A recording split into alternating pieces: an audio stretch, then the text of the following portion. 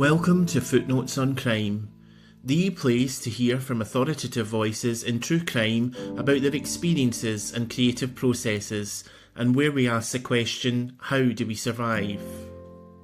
Coming up in episode 4, Mike Finkel, former New York Times and National Geographic journalist and author of True Story, The Stranger in the Woods, and The Art Thief. Yeah, if Bright Vieser wasn't a thief, I think he might have been an amazing art professor. And the relationship built over several years, started with letters. Then we had a lunch together in which he said, don't bring a pen or a paper or a tape recorder. I just want to meet you. And then finally, he agreed to sit for interviews. And then we even pushed it further. I asked him, once we got to know each other, if he would visit a museum with me. Mike's story was adapted into the movie, also called True Story, with Mike portrayed by the actor Jonah Hill. Our conversation was honest, frank, and challenged where the borders of truth live in our writing, our engagement with others, and ultimately with ourselves. I'm Katie. And I'm Colin.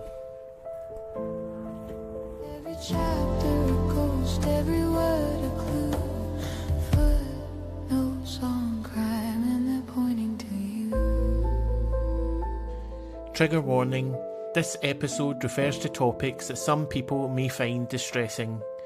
Viewer and listener discretion is advised. Today we've got a really fascinating guest joining us. We're talking with Mike Finkel, former New York Times journalist and author behind The Art Thief, an unbelievable true story about Stefan Breitweiser, a man who stole more than 200 pieces of art from museums across Europe and never sold a single one. It's wild, it's romantic, it's unsettling, and it really makes you question what drives someone to risk everything for beauty. If Mike's name rings a bell, you might know him from his earlier books too. We've got True Story, which became a film starring Jonah Hill and James Franco, and The Stranger in the Woods, about a man who lived completely alone in the Maine wilderness for nearly 30 years. Today we'll talk about what drew Mike to the story of Breitweiser, how he got inside the minds of people who live on the edge, what The Art Thief reveals about obsession, love, and the power of art itself, and of course his writing process. Thanks very much for joining us, Mike. It's great to have you with us. Hey, hello. I'm honored to be here. Thanks for having me on. I honestly was obsessed with all your books. They read so well. It doesn't read like nonfiction. It felt like an adventure book almost with each one. I was like drawn to the page every time. I think I read them all within about a day. I'm really honored to hear you say that. I try to have a conversational style. I sometimes think that people associate nonfiction books with like schoolwork and homework, and I try to push against that reputation. And I don't think there's any reason why a nonfiction book can also be fun to read with a certain flow, but also hewing to facts, of course. We'll talk about that, I'm sure. Well, one thing that really gets me about you, Mike, is that you're so good at building relationships. And the thing that really struck me about all your books, True Story, The Stranger in the Woods, and The Art Thief, is that each project began not with proximity, but with a letter. You reached out often across silence, incarceration, distance, and you initiated this relationship in writing. What is it? The thing that really I wanted to ask you, first of all, what is it about the epistolary format that drives you, that allows you to build this trust with men who are often very guarded, isolated, or morally complicated in the case of True Story? And the kind of two-part question to that is, what do you learn about someone through letters that you might not learn about face-to-face? Because when I worked in radio, I thought, I can never interview someone that I can't see. But actually, it felt way more intimate when they just lived in my ear. Interesting. Katie, I think you're giving away my secret. I'll talk about it. But yeah, the more people write emails, the more we're stuck texting each other, the more of an impact an old-fashioned handwritten letter makes. Now listen, even I'm not the youngest guy, but I remember growing up, after my birthday party, my mom would make me handwrite a thank you note to everybody who gave me a gift. Thank you, Mom. For some reason, I retained that. Like, if you really want to thank someone, you don't send them a text, you don't send them an email, you actually have to put pen to paper. My children don't even know what envelopes and stamps are practically. And there is something that makes an impact. There's something personal. And also, Your phone never rings at a good time to talk. People are rushing through their email, but when a letter comes in the mail, you open it when you want. And there's something about handwriting as opposed to something typed that makes literally every letter personal. And I really love that personal touch. And as I said before, the fewer letters that are being written, the more of an impact it has. And the more old fashioned it seems, the more I'm definitely sticking with it. And I agree with you. There is something about a letter that implies patience, it implies care, it implies something personal, and it also says quietly, you respond to me when you want, and you could throw the letter out and I'm not bothering you. And so there is something powerful about that. And I also have to admit that when you say that it seems like I have a good way to reach out to people, now, of course, you're only reading the successes, all of the letters that I've written that failed to get a response you don't know about. So I will be honest with you that, of course, just like in a casino, when you hear the bells, you think everybody's winning. Yes, you've read the final projects, but there are a lot of ideas that did not launch. I will tell you that there's no way that I'm batting 100% here. And so I will admit that plenty of my attempts do fail, but you just don't know about them. I agree wholeheartedly. I'm a pen and paper person myself, majority of the time. Just write me a letter sometimes. Well, I'm not going to get into that here. I've heard you speak in other interviews about the just talking about the art thief, of how you discovered the story in the French press. But I'm intrigued about the why, and I'd love to know what drew you most to Stefan Breitweiser, not just as a thief, but as a man whose obsession was rooted in beauty as opposed to greed. That was the main thing that stood out for me in the whole book. Yeah, I mean, I wish there was like some magic formula for what makes a good story, but some of it is just what I call my journalistic sort of spidey sense, a feeling about a story.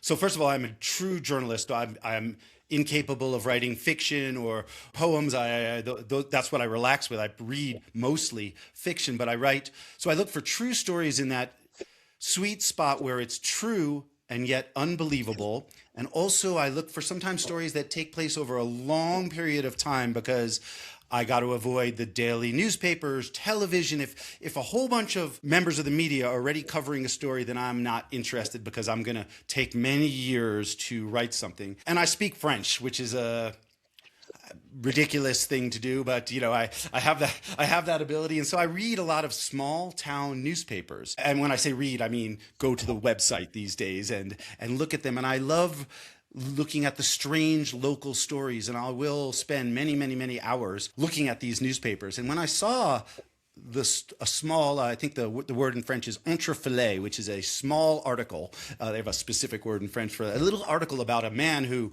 stole hundreds of pieces of art, but didn't want to sell them, and seemed to be in love with the works, and his girlfriend was his accomplice. That's like catnip for a journalist. And of course I was curious. I called up my French reporter friends. They're like, oh, we know about this guy, but he doesn't want to talk to the media. And so I took that as a challenge. And you know what my next step was, because we already talked about that. Rather than bugging his lawyer, rather than finding his cell phone and sending him a text message, which is kind of creepy, I wrote a letter, and I didn't even send it to his house, because sending it to someone's house also is a weird, like, I got your address. How did you get that? It feels uncomfortable. He had a ghostwriter had written a book about him. And so I sent a letter to his publishing company asking them to forward it to Stefan Breitweiser, feeling that was the softest way to reach out. A personal letter where I don't even send it to your house. So that feels to me personal and polite. But despite all that, I think it took him more than 2 years to respond to me. Now, I am not ask my children, I have 3 children, I am not a patient man, but it just sort of seems that way. Of course, I was working on many other projects, including the one about the hermit that you mentioned. I wrote that in the middle of writing this book. But I was really gratified after waiting more than 2 years to get a small handwritten reply from the art thief himself, Stefan Breitweiser, and that started a 10-year project. It's a long time to be writing, and the back and forth as well. it's again well worth it. It was a brilliant story and really delicately handled, which we both loved about it as well. Yeah, and my next question is actually about balance because I want to know, how do you navigate the empathy that you may naturally have versus objectivity? Because I think the thing that unites all these men is that they keep choosing again and again the single thing over everything else, whether that's your morals or a social cost. How do you tell someone's story without almost wanting to befriend them? And I know, especially with true story, like it felt very conflicting then These are because you start to complicated develop a questions. relationship with these people, and Yeah, I mean, we can talk for a week about the relationship, the dance, the interactions between a journalist and his or her subject. And it is a a protean thing. It's not, of course you want to be friendly. Of course you want to um, be open and honest, but also flattering. There's a lot of subtleties going on, and I don't have any hard and fast rules, but I will tell you a couple of things. One, and I'm free to talk about this. I got myself into quite a bit of journalistic trouble. It's written about in True Story. I was fired from the New York Times. Oh, this is 26 years ago, so in the year 2000, for writing what's called a composite character, for basically breaking the rules of journalism. I was a little bit of a outlaw journalist. I got fired very publicly, and I feel like that experience sort of sometimes journalists can approach a person they want to interview as if they're like this holier than thou, sort of more moral person.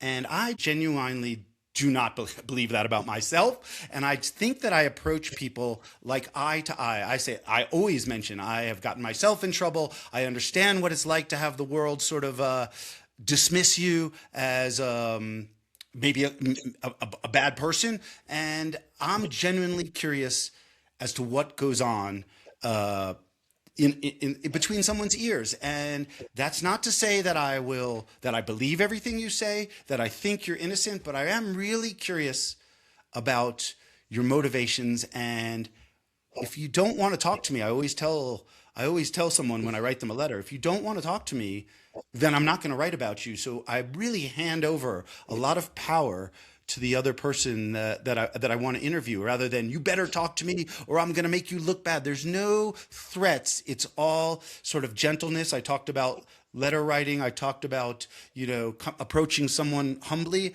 And I really feel that that comes from, it seems to be effective, but it really, you have to be yourself. I think criminals especially, but generally people sense whether you're bullshitting them. So that's my own style. I don't know if any other writers are out there. I don't know if anybody can say, oh, that's what Mike did, so I'll do the same thing. You have to do what feels natural to you. But this really does feel natural to me. It's not like I sat down and plotted how I would approach people. It just comes from a sort of a natural spot and a curious spot. And as I said before, I'm not always successful, and that's life. Yeah. I it's think fascinating though. it's a big bit of it for any relationship that we're building. We've both had quite different careers, and it's always been important for me to get the relationship bit down before anything work wise. I think it's more important than anything else to kind of gather a bit of an understanding.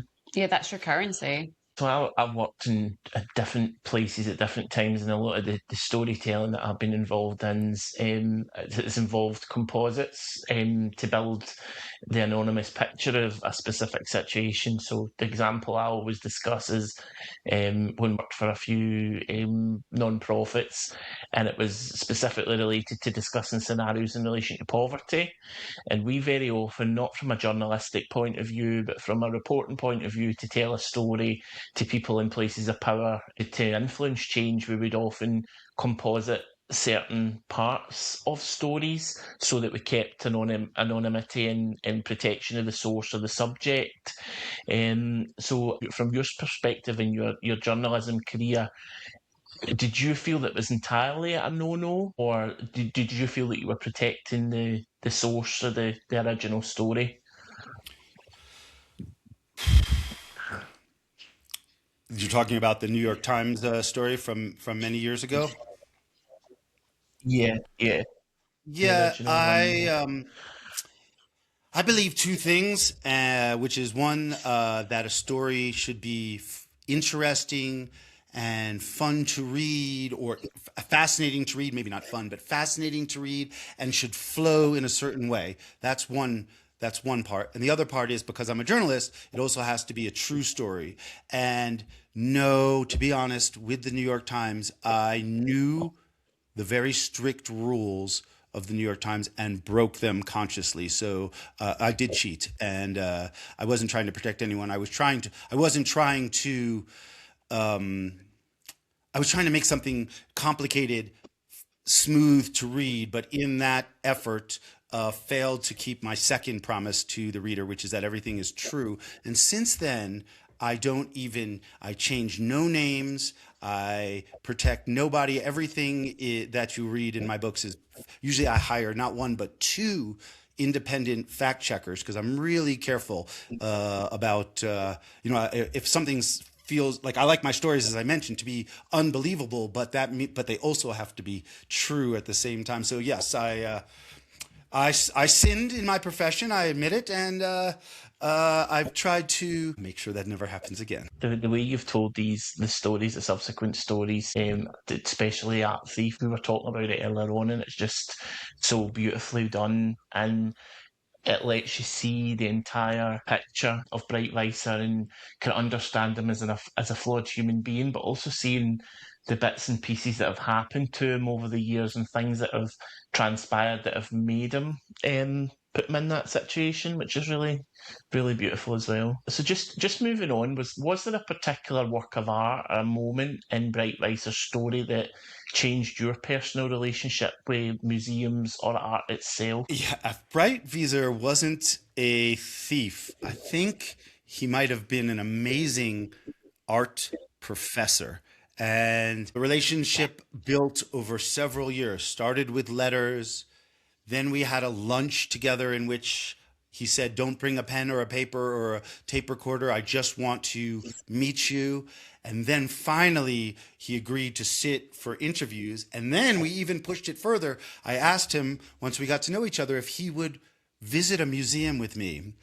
And I have to say that I've never had an experience like that in my life, walking through a museum with not only maybe the world's greatest art thief, but also someone who had a specific aesthetic appreciation for works of art. And the first museum we went to, the Rubens House in Antwerp, Belgium, from which he had stolen one of his favorite things, not only did he show me exactly how he stole something, which was so enlightening, but he also expressed in these kind of wonderful ways his love of the pieces that he didn't love every work of art, but the pieces that he loved, he liked for all emotional reasons, which like you sort of, I think the problem is that once we're over like 10 years old, you get this whole like art professor thing in your head where you're like, oh, look at the balance of form, look at the color palette,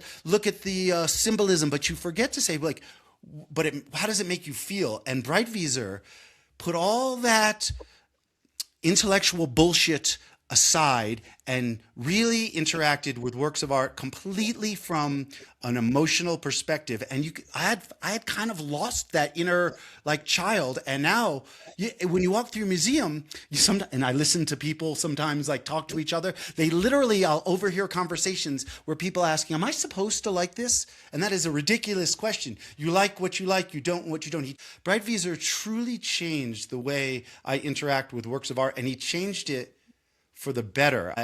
If something leaves me cold, that's not anybody's problem. It's not the fault of the artist. It's not my fault either. I move on. But when something strikes me emotionally, then I hover in front of it and lean into those feelings rather than trying to decipher symbolism. That comes later, or work on, the metaphors and color palettes, all those specific things that intellectualizing it, I push aside, and I really go with the Breitwieser advice of really like follow your heart, which sounds simple, but you sort of forget that as adults. And so I encourage you, Colin, Yeah, Katie, we lose it for sure.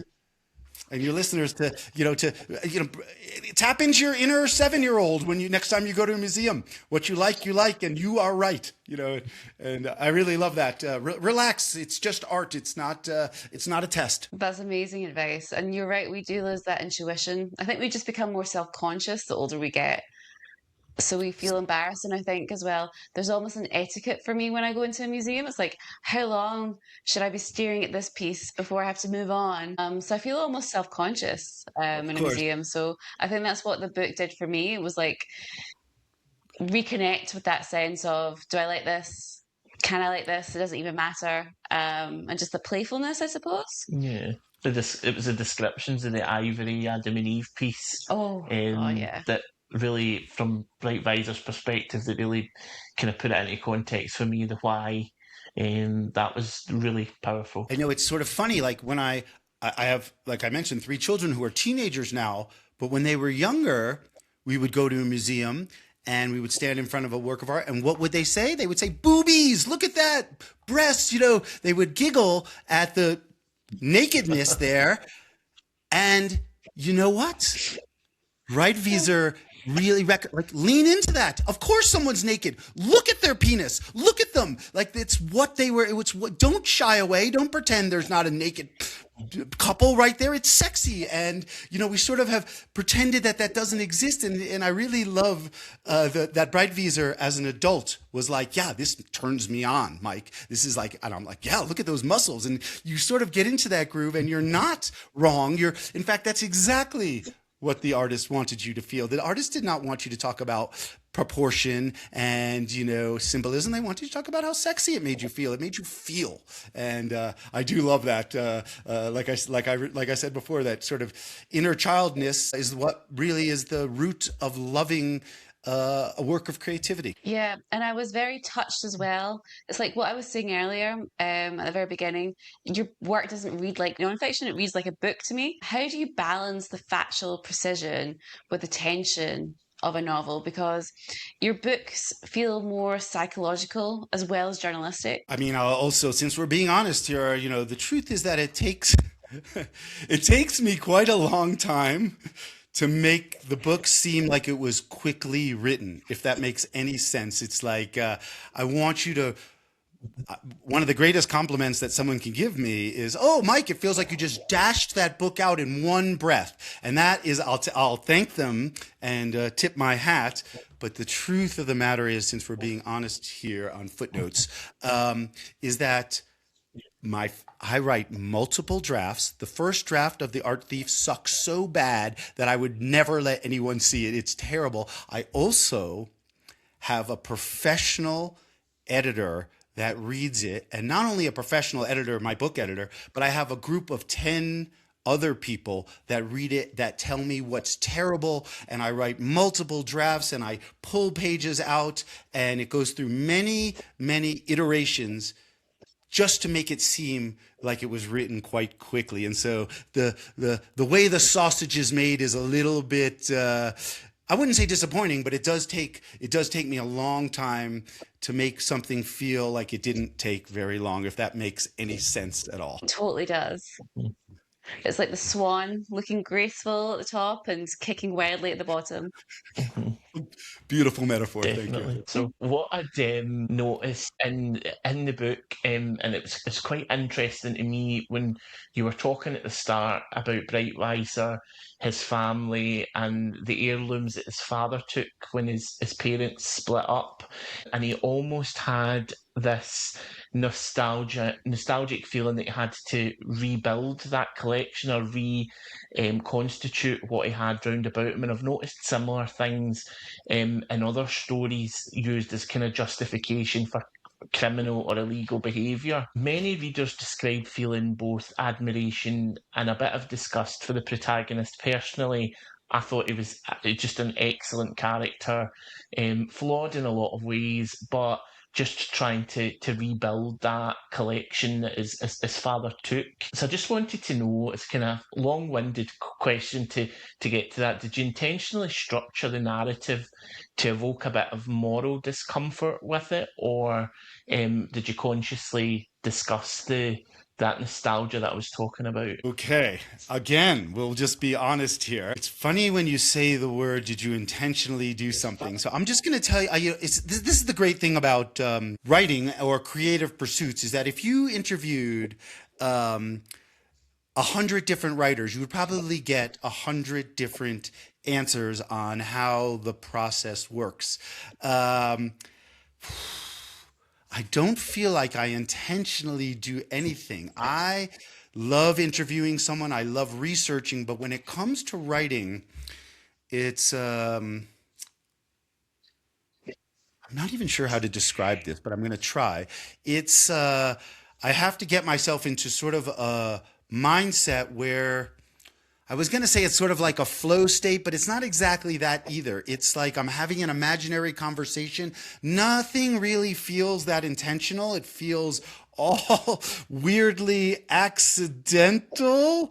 And again, as I mentioned to you, I have a team that is able to give me outside advice, but I love some of the things you mentioned, which is like very few people in the world, criminals included, think of themselves as a bad person. They have a reason why they do something. And I'm really curious, genuinely curious about the reasons that someone gives for their behavior. It doesn't matter if they're lying to me. In fact, some people always ask me, Mike, but that guy's lying to you. And I'm like, yeah, but I'm interested in what kind of lies they're telling. You know, I don't stop someone and say, you're lying and cut them off. I always let them explain because I feel like lies are a weird, deep form of truth. It's like, it's covering something up. It says like an overt lie speaks some truth to me, if that makes any sense at all. Yeah. I get it. I totally get what you're saying because it's like you say, there's always elements of truth in any lie. It's kind of comes back round on itself. Yeah. Yeah. And I mean, you've written about isolation and deception before. In your other stories, you had Christian Londo, you had Christopher Knight. But what felt different about exploring obsession with art? Or did The it feel thing I like different? most, yeah, the thing that I liked most about specifically working on The Art Thief is that the crimes themselves were non-violent. Nobody was physically hurt. There was a lot of psychological damage, but the fact that we're stealing art as opposed to, say, harming another person allows you to have a little bit more, it's a little more relaxed, it's a little less serious, maybe a touch more fun. And I really liked that. In fact, the project I'm working on now, specifically when I was looking for what I wanted to do, I had one rule, which was no violent crime. There's something where you can be a little more loose and frivolous when you're not talking about physically harming another person. And that almost allows you to, the more relaxed you are almost when you're writing or looser you feel, maybe the more fun. I think at the very beginning of this chat, I talked about how a lot of nonfiction books can feel like homework or you're in school. And I really liked that the craziness, the strangeness, and the non-violent actions of Stefan Breitwieser allowed me to have a vein or a thread of levity and sort of fun through the book. And I really found that to be much more. I mean, if you're living with a project for years and years and years, I found that to be fun for me to be inelegant but true, but honest. Absolutely. And I have to say, I was very keen to talk to you for the season one because I really, really wanted to have an episode on an art heist. Because, as you say, there's something, it's almost like an old timey film quality about it. I love the intrigue. I love to see someone who's very resilient and resourceful have a task and get it done. It's very pleasing. And as you say, there is a levity to it. And then, of course, you've got actually the focus, which is priceless pieces of art and yet how they make you feel. So for me, the subject itself has various different points to it and it's all feel good. So I think that's why I initially reached out to you, because I think it's a fantastic story, but you tell it so well. I thank you for reaching out to me. And also, it's like when my wife and I go to a museum, we often tap each other on the shoulder and do that. We're like, oh man, wouldn't that look just wonderful behind the sofa? In fact, I'm looking at you two right now and I'm thinking you need a work of art there. But everybody has, especially in a museum, when you're so close to a Picasso or right, and so everybody has that we do. I have one over here, but it just catches the light. Everybody has that sort of small fantasy of, I would like to take this home, not to make money, not as a criminal, but to put it in my bedroom and make love to my wife in front of it. How lovely. You can't do that in a museum. And so, in a weird way, Stefan Breitwieser and his girlfriend and accomplice, Anne-Catherine Kleinklaus, sort of fulfilled a little fantasy of mine, and not just me. I know that my wife and I are not the only ones who have that little fantasy, and they actually fulfilled it. There's no, I'm just not brave enough or law breaking enough to do what he did, but there is that little element of fantasy. I do not have fantasies of hurting another person or committing a crime with a gun or sticking someone up or shooting someone, but I do have fantasies of having a priceless work of art in my bedroom for a couple of days. Yeah, that sounds great. I'll take that in a minute. There's usually a Picasso hanging there, but we had to take it down in case we get caught. These pictures, that's so funny. There's usually these pictures you can see behind me are all legally acquired, but they are my art collection. I like them in the behind me. I'm forever reading, and so's Katie. Whether that's exciting true crime titles or my favourite fiction series, I've usually got 3 or 4 books on the go at the one time. People ask me how I keep track of plot, structure and characters on different titles when I'm so busy. I balance physical reading with audiobooks. Audible is a great option for absorbing material on the go, with a massive range of titles available to listen to in the car, when I'm out on long walks, or when I'm busy cooking dinner. With the standard plan, subscribers have unlimited ad-free listening access to a select catalogue of Audible originals, plus nearly 200 titles previously available on Wondery Plus. While many of these titles will remain widely available, early access and ad-free listening are now available exclusively for Audible members. Amazon Prime customers receive 2 audiobooks in their trial. The plan is priced at a very reasonable £5.99 per month, with a 30-day free trial for listeners looking for the latest bestseller or who are just beginning to explore audiobooks. After 30 days, you can listen to 1 new book each month and continue to have unlimited access to the catalogue for just £5.99 a month with automatic renewal. You can cancel easily at any time. For more information or to sign up today, visit the link in the show notes or over at footnotesoncrime.com. Just talking about a wee bit more about the access that you had to Breitwieser. So how did your access or limits to access shape the final portrayal? So if Breitwieser, for example, had refused to participate, would you still have written the book? In this case, I probably would not have written the book without Breitwieser's cooperation.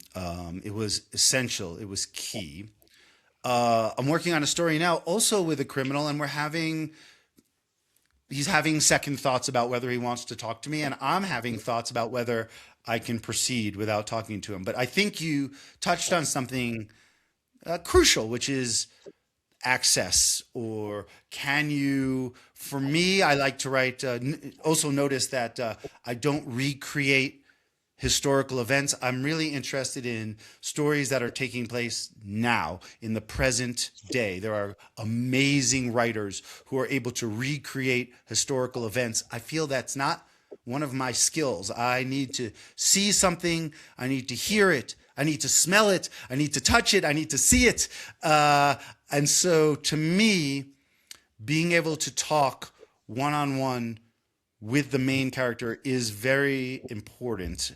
As I said before, there will be plenty of other writers who will tell you other things, but that's not one of my skills, is recreating something that happened. I'm kind of blind when it comes to that. I really need to experience something myself with all my senses. That's one of the reasons why I believe that I'm a journalist and not a novelist.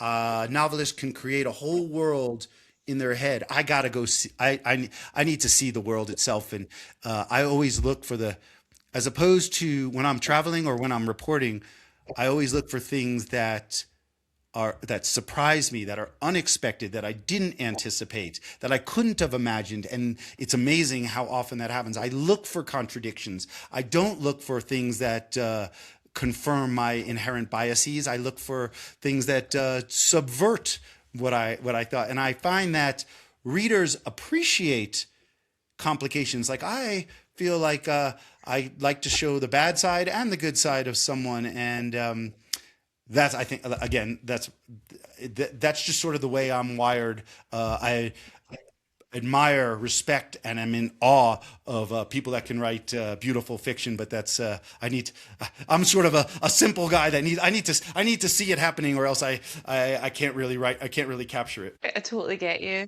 By the way, Mike, I will take a picture of the art that's hanging there and email it to you, so it proves that there is art. It just doesn't live here right now. It's all good. I believe you. You were saying earlier that you often spend years researching a single story. I think 7 was the figure you quoted. How do you know when a subject is deep enough or even strange enough to become a book? Is it quite a quick thing? Do you have a sense? Again, this is all like, it's not like I have a little checklist or like some secret formula or give it like this is a 74. It's not. It's nothing so mathematical, but I do have a sense. I like strangeness. I like shades of gray as opposed to black and white. I admire the heroes of the world, the nurses and surgeons and people fighting on the front lines in Ukraine. These are amazing people to me, but I'm kind of more interested in people that are flawed and make mistakes and have failed. And again, I think I use the term like journalistic spidey sense, like a Spider-Man sense. It is something that I sort of get a feeling for. And as I also mentioned, the only sort of specifics is, has there already been like television documentary about this? Is there already, the daily media covering it? So it has to sort of fit there. And I feel like I'm being maybe frustrating, but I'm also being honest that a lot of this stuff there's no like rule book or specific thing. It really is a feel thing. And I have been a journalist. I mean, truly, I wrote for my high school newspaper. So in many ways, I've been a journalist for more than 40 years. I'm 57 years old. And so I guess there is something to be said about having a lot of experience, failure, success, and everything in between, that you do get a sense. But to be completely honest, and if any writers are out there, man, I feel like I do not know what I'm doing almost all of the time, and that's the truth. That's it. I think it's like people see writers and they see journalists and they think everybody's always got their shit together all the time and they know exactly what's going on and they live these dynamic lives. But I think people don't see the gaps where you're sitting staring into space or staring out a window like Marge Simpson. They don't. They genuinely don't. And it's not as pretty and skipping through the fields and montage of sitting at a desk as everybody would think Carrie Bradshaw in the window. Every time there's a writer in a movie, they're just tapping away, humming to themselves. For me, it's like I sometimes have the imprint QWERTY on my forehead because I'm slamming my head against the keyboard in frustration. I wish that one time I could write like they do in the movies with a little bit of jaunty background music, just dancing through the field. Never happens to me.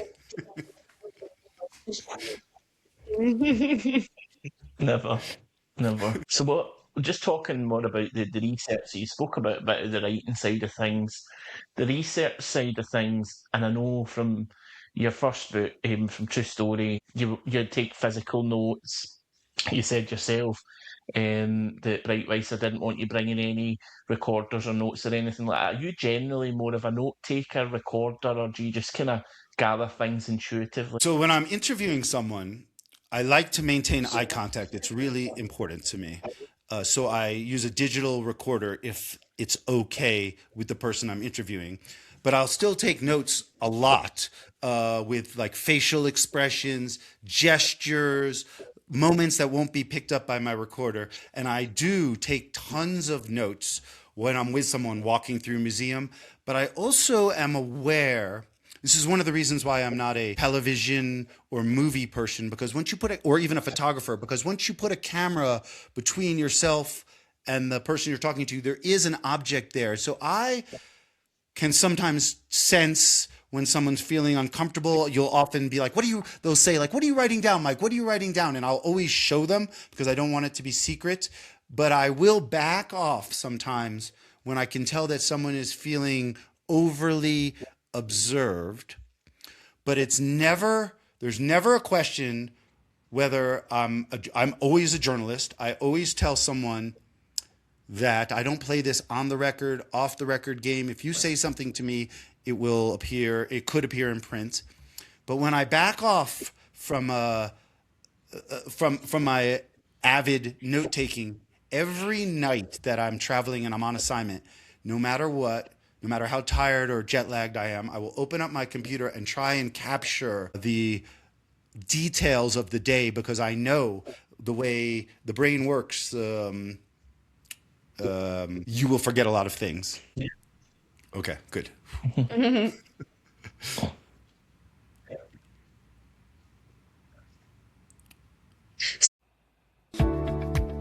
Let's take a wee break from the case. Before we get back to it, a quick question. How do we record footnotes on crime from different locations without using a single detail? Because in this podcast, details matter a lot. That's why we use Riverside FM. It records studio quality audio and video locally on each person's device, so even if the internet cuts out, your recording doesn't. No glitches, no robotic voices, no lost evidence. And when you're telling stories where every word counts, that reliability is everything. Plus, Riverside makes the whole process simple. Separate tracks, high resolution video when you use it, automatic uploads, it's all there, ready when you are. Whether you're recording a podcast, an interview, or something bigger, it just works. As an aside to the podcast, I also use it for interviews with clients and creation of high quality clips for their social media channels. The uses for Riverside are really endless. So if you're serious about your content and want it to sound as sharp as it should, head to riverside.fm and start recording today. The link to sign up is in the show notes and at footnotesoncrime.com.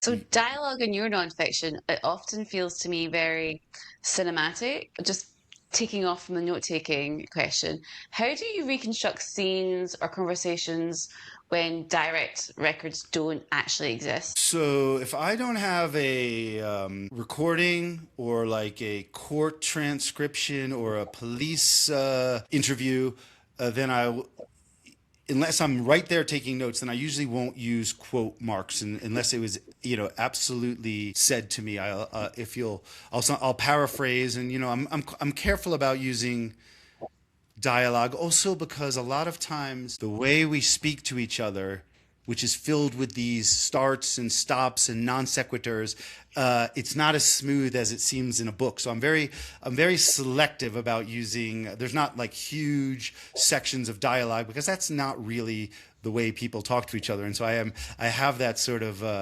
I like to use little tiny snippets of quotes rather than these long dialogues, because whenever I see like a long, especially in a nonfiction book, when I see a long block of text that clearly wasn't recorded, I don't fully believe it. And so I tend to shy away from that and use sort of my writerly descriptiveness to sort of paraphrase. And then if it's a specific moment that was very individually said, then I'll use quotation marks. But again, there's no hard and fast rules, but I have to have a good documentation. I get what you're saying. It can come across, if you're reading it and it's large blocks of dialogues, it can come across as pretty unrealistic, because it's, you know that yourself, when you're having a conversation, you don't remember every single line of dialogue, and without a recording device or some form of recording it, you wouldn't have that level of conversation in a casual setting. Just kind of moving on again, changing direction slightly. How do you handle ethical dilemmas when your subjects are particularly unreliable, or they're contradicting themselves, or like the three in the books are quite morally complex? I think that moral questions are almost everywhere.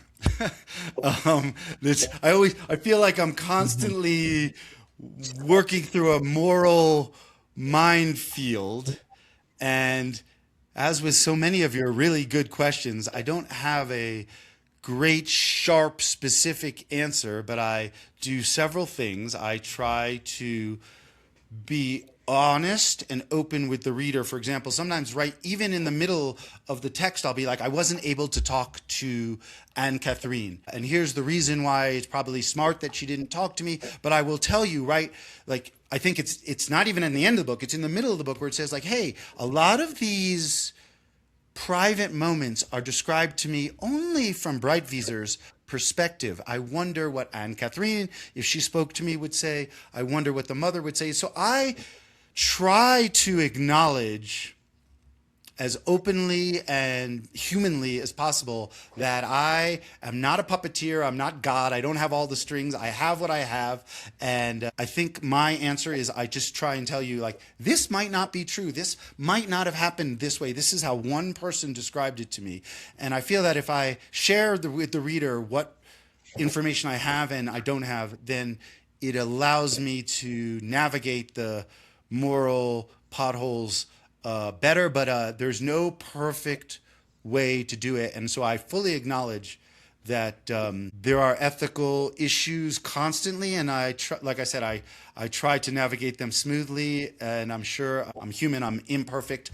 I try my hardest. And you were mentioning earlier about research. I truly love to research and read about subjects I'm interested in. I wrote The Art Thief mostly during the COVID pandemic, so I had a lot more time than usual, but I'm looking at my bookshelf across from my computer, and I probably read 200 books about art theory and art crime, and eventually the only reason I stop is that, I'll just also be honest, the only reason I stop is that I kind of need to write something to make some money. I have to support my family, but I could research till the end of time. And so eventually reality intersects with the dream state of I wanted to know everything there was to know about art crime and art theory and aesthetic appreciation. But eventually it's usually my wife who's like, hey, Mike, you should probably start writing. And I'm like, you're probably right. But I do feel like I'm tearing myself away. There's another book out there to read. I haven't read them all yet. And so again, it is like this non-specific, like enough, law of decreasing marginal utility. For every book I read, I'm now like, that last book had nothing new, and then I'm finally like, it's time to quit bullshitting and put your butt in the chair and write a few new sentences. But that is the amazing thing about reading, because I just get lost in these worlds and I could just stay there forever. And I think my earliest memories are of me learning to read. I think there's something so emotional about even the act of reading. So I get the obsession and how it links with reading and research. And actually, looking across all three books, there is a progression that I think. There's deception and true story, solitude in The Stranger in the Woods, and then you've got beauty and obsession and The Art Thief, of course. Do you see like a unifying thread or personal curiosity running through them all? I'm hesitant to use the word journey. I'm not going to use that word. I can definitely find similarities between the projects, but it's sort of after the fact. It's sort of a little, again, I'm trying to be open with you and express the relative haphazardness of all of our lives. And again, I try, after the fact, you can make these stories and these links, but it does feel in the moment, a little haphazard. I don't like have a little list of things that need to be checked off, although I did mention nonviolent sounded great, but really, when it comes to finding a new topic, it's just what I find myself weirdly interested in. For example, I'm not writing a book about the Malaysian Airlines plane that disappeared in 2014, but I'm obsessed with that story and I'll read anything about it. Like, I don't know why, I'm just fascinated. Like, it's like the television show Lost, but it actually happened. It's like, and so I have these weird obsessions. I'm obsessed with people that are extremely religious. A lot of religious teaching just didn't stick to me, and so I'm really interested in people that like not just believe but know. And so there's just weird obsessions, and as I get older, as opposed to like pushing against them, I'm like, oh, that's why not? And so the wonderful thing about being a journalist is that anything that sort of interests you can be part of your job. Like, I've called priests and rabbis and imams and said, would you mind talking to me about your belief in God? I'm a journalist. And they're like, yes, absolutely. And I'm like, how wonderful is that? I get to scratch all these strange itches, even if again, I think you're getting the impression that it's not like I'm the specific project, but if you follow something you're interested in, it might become something. And so, again, I'm being very wishy-washy, but I'm also being open and honest with you. I would like for people to believe that I'm completely organized and know what I'm doing, but really a lot of this is just, I think it's true with a lot of creative people, musicians and stuff, where you just noodle around and follow your ideas, and very often, 95 times out of 100, you hit a dead end and it doesn't work. But that one time, and you don't know which one it's going to be, you see some sort of opening, and a little world opens up, and you feel like you want to share it with readers. And also, I do believe in writing short books. For some reason, I have a short attention span myself, and so as I like to say, if I got 700 pages worth of stuff to write, it's going to be 2 books. It's not going to be a big fat book. I like them to be short, and that's just again, just a personal preference. Join the club. Preaching to the choir here, Mike, about like going. Let's see, this time last year, we only met like a year ago, and it was totally by accident. We worked on a couple of projects together in different places.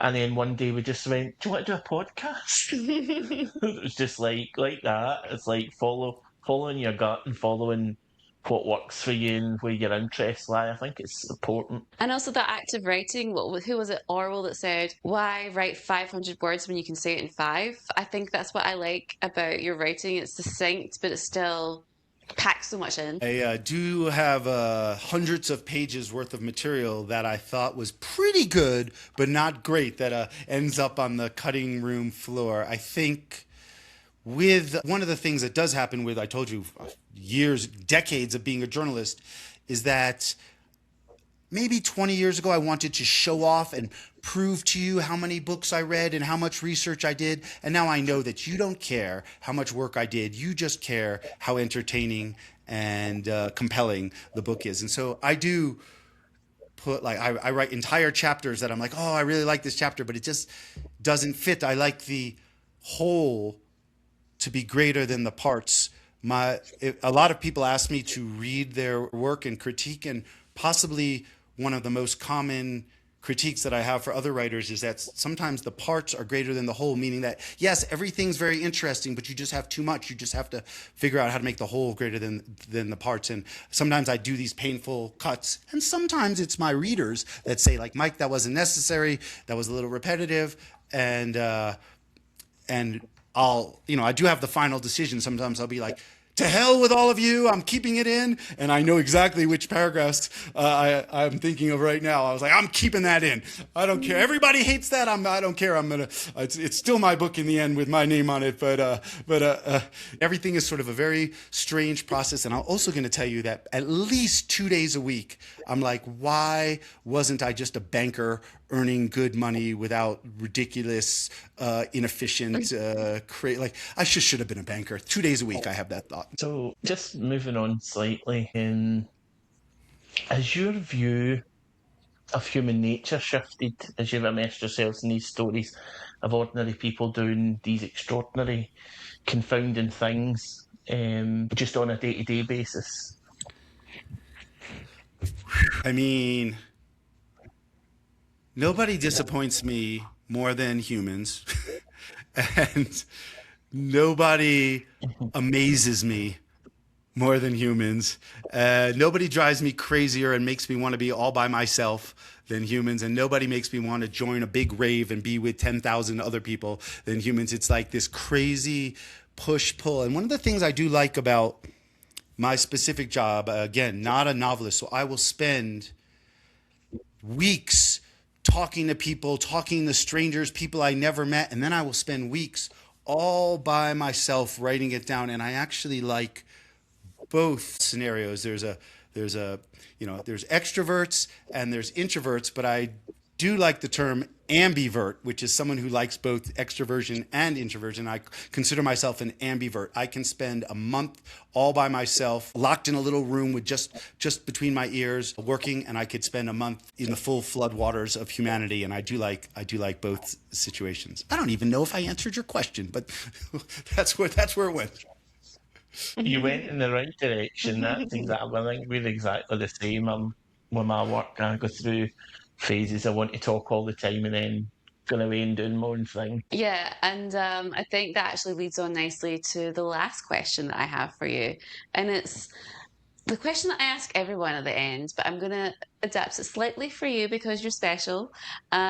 Looking at all of the stories, we've got delusion, seclusion, social distance. How do we survive in the world that doesn't welcome deviations from the norm?